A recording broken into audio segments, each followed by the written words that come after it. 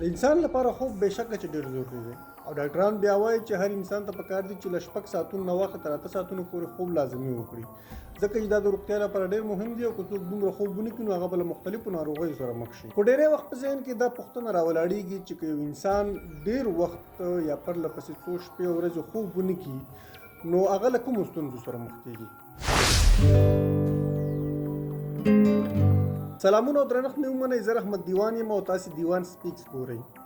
د نړۍ په مشهورو پوهنتونونو کې دا څېړنه ترسره شوې ده که یو انسان پرله پسې 7 ورځې او 7 شپې خوب ونه کړي نو له هغه نه یو ژوندی مړی جوړېږي. د دوی په وینا کله چې تاسې له خوبه راویښ شئ نو ډېر تازه بیه او ښه احساس به کوئ، خو کله چې وخت په تاسې تېرېږي او 18 نه 20 ساعتونو پورې تاسې خوب ونه کوئ نو تاسې به د ستړیا احساس کوئ. بیا چې کله تاسې د 4 ساعتونو لپاره خوب ونه کوئ نو تاسې به د یو چا په بیکاره ټوکه پسې خاندئ، یعنې ستاسې حالت به داسې شي چې کېدای شي تاسې د یو چا په هره خبره پسې وخاندئ. او مخامخ سړی به دا فکر کوي چې تاسې نشه کړې ده.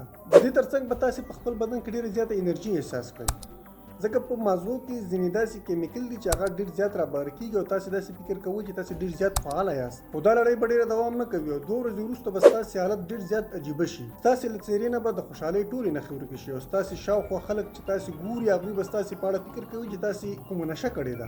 بیا به مو یخ وشي او تاسې به پرته له فکر کولو څخه پرېکړې کوئ. ستاسې د مزغو هغه برخه به کار پرېږدي چې تاسې پې فکر کوئ او ځان په یو شي باندې پوهوئ. له دې وروسته به ستاسې د بدن ټوله انرژي ختمه شي او ستاسې لپاره به ستاسې د بدن د سنبالول هم سخت شي. بیا به ستاسې د بدن امیوني سیستم هم کار کوي، یعنې هغه سیستم چې ستاسې بدن له ناروغیو څخه ساتي هغه به ورو ورو ختم شي یا به بیکاره شي او له هغې وروسته به یو کوچنی ویروس هم کولی شي چې تاسې یو پټه ناروغۍ باندې اخته کړي. د دې ترڅنګ به ستاسې په بدن کې ډېر عجیبه بدلونونه راشي، لکه ستاسې بدن به ټول یخ شي، ستاسې رګونه به پړکېږي، به تاسې به په سمه توګه خبرې نشئ کولی، لکه ژبه مو تړتړۍ کېږي او ټول سکون به مو له منځه لاړ شي. همداسې چې وخت تېرېږي او بیا 3 ورځې په تاسې باندې تېرې شي نو تاسې ته به داسې ښکاري د دنیا لکه د یوې ویډیو غوندې ده، یعنې تاسې به فکر کوئ چې تاسې مخامخ څه نه ګورئ بلکې یوه ویډیو ګورئ او د دې ترڅنګ به تاسې ناشنا او عجیبه شان غږونه اورئ چې کېدای شي هغه غږونه په رښتینې نړۍ کې یا تاسې کله اورېدلي نه وي یا بیخي وي نه. درنو لیدونکو، پوره 4 ورځې وروسته به ستاسې بدن ستاسې سره په هغه توګه نه وي لکه مخکې چې در سره و. له دې وروسته به تاسې خبرې نشئ کولی په سمه توګه باندې. په سمه توګه به داسې که تاسې یوه خبره کول غواړئ نو تاسې چې کله د خبرې کولو کوشش کوئ نو 2 یا 3 ثانیې وروسته به هغه خبره ستاسې له خولې نه راوځي.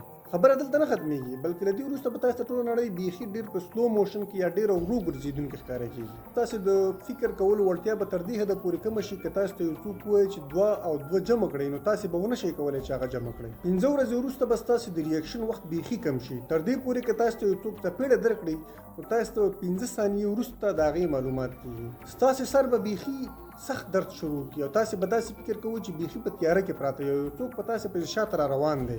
له همدې وجې نه به تاسې چغې وهئ او ناشنا او عجیبه ډول حرکتونه به کوئ. خلک چې تاسې په دا حالات کې ویني نو هغوی به داسې فکر کوي چې تاسې پوره لیوني شوي یئ. 6 ورځې وروسته به تاسې خپل یاداښت له لاسه ورکړئ او تاسې ته به هېڅ داسې شی نه وي یاد چې تاسې سره څه چل شوی دی. دا هغه وخت دی چې ستاسې د مزغونو به یو زهر راخورېږي او هغه به ستاسې په ټول بدن کې خور شي. 7 ورځې وروسته به له تاسې نه یو ژوندی مړی جوړ شي، تر دې پورې چې نه به په خپله خوراک کولی شئ نه به له خپل ځایه خوځېدلی شئ. بس په یو ځای باندې به پراته یو تېر ژوند په اړه به تاسې ته هېڅ معلومات نه وي. په دې حالت کې بیا دا پوښتنه راولاړېږي چې یو انسان تر څومره وخت پورې ژوندی پاتې کېدی شي. ساینسپوهان په دې اړه وایي که یو سړی دومره وخت پورې ویښ پاتې شي نو له هغه وروسته د هغه ژوند یا هغه نور ژوند چې کولی شي هغه به یوازې او یوازې 11 ورځو پورې وي او له هغه وروسته چې هغه وده شي نو د تل لپاره به وده وي.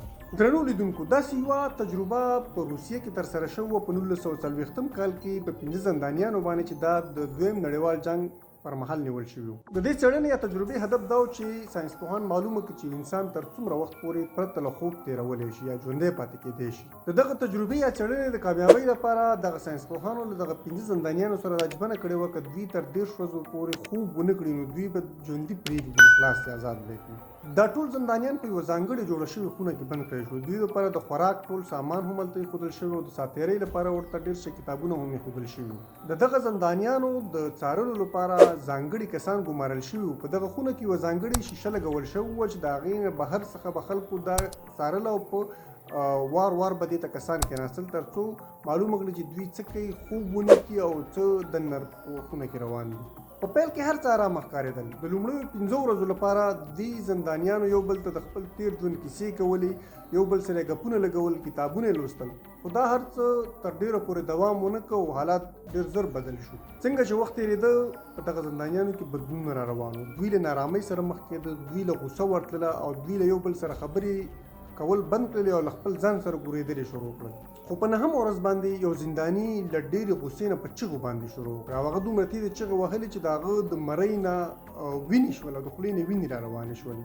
خو تر ټولو د حیرانتیا خبره دا وه چې د هغه په دغه چغو باندې د هغه نورو ملګرو هیڅ ریاکشن یا رد عمل ورنه کړ. نه هغوی داسې ښکاره کړه چې هغوی د دوی چغې اوري یا هغه کوم غبرګون ښکاره کړه، بلکې هغه ټول په خپلو ځانونو سره د پخوا په شانې په ګورېدلو باندې لګیا وو. خو څه وخت وروسته یو بل زنداني باندې هم دغه حالت راغی. هغه هم له ډېرې غوسې نه چغې شروع کړلې، د کتابونو پشتولو باندې پیل وکړ. د کتابونو پاڼې په هغه شیشه باندې ولګولې، په هغه کړکۍ باندې د کومې کړکۍ یا شیشې څخه چې دا خلک څارل کېدل.